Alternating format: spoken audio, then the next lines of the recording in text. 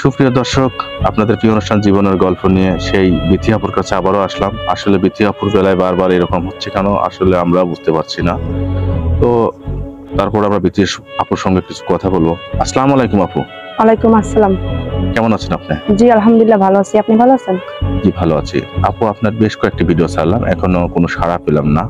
আসলে আপনার কপাল খারাপ না আমরা খারাপ আমি বুঝতে পারছি না। যাই হোক আপু, আমাদের এই ভিডিওটা পাবলিশ হওয়ার পর নতুন কিছু দর্শক দেখতে পাবে, যদি দেখে আপনাকে নক করে আলহামদুলিল্লাহ। তো সেক্ষেত্রে আপনার পরিচয়টা আমরা একটু নতুন ভাবে জানতে চাই।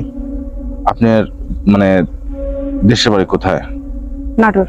নাটোর। নাটোর কোথায়? লালপুর। লালপুর। জি। আচ্ছা আচ্ছা।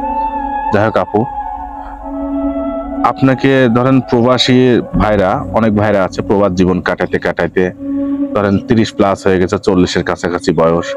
আবার অনেকেই আছে বিয়ে শাদী করে মানে বউ রেখে চলে গেছে, বউনের হাত ধরে চলে গেছে, বা অনেকের বউ মারা গেছে, ছেলে সন্তান আছে। সেক্ষেত্রে এরকম মানুষ যদি আপনাকে নক দেয় তাহলে আপনি কি সেক্ষেত্রে রাজি আছেন?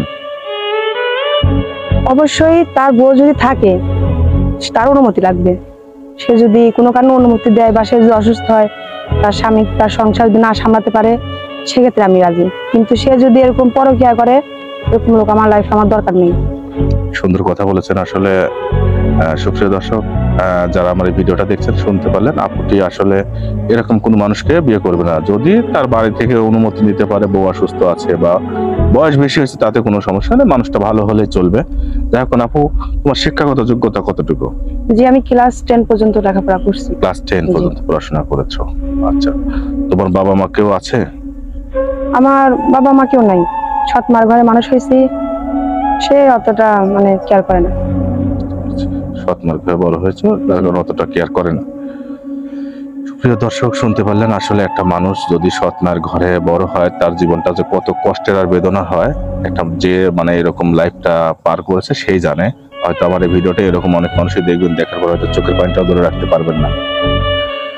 আমরা মানে অনেক মানুষকে নিয়ে মানে প্রতিবেদন করে থাকি, অনেক মানে বাস্তবতার সম্মুখীন হতে হয়।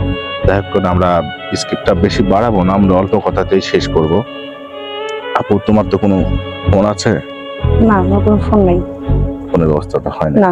মানে এরকম যোগাযোগ করার কোনো ব্যবস্থাও নেই? না। যোগাযোগ করার কোনো ব্যবস্থাও নেই। জি। তাহলে এখন কি করা যায় বলো? আমি প্রথম থেকে একটা কথা বলছি যে আপনাদের মাধ্যমে তারা আমাকে পাবে। যদি আপনার সাথে তারা যোগাযোগ করে, অবশ্যই আমাকে পাবে। সুপ্রিয় দর্শক, আপনারা শুনতে পারলেন, আপুদের কোনো ফোন নাই। স্ক্রিনের উপরে আমাদের নাম্বার দেওয়া থাকবে। কেউ দয়া করে ভিডিও ফোন দিবেন না, ভিডিও ফোন দিলে ব্লক করতে বাধ্য করব। তো সবাই ভালো থাকবেন, সুস্থ থাকবেন। আল্লাহ হাফেজ।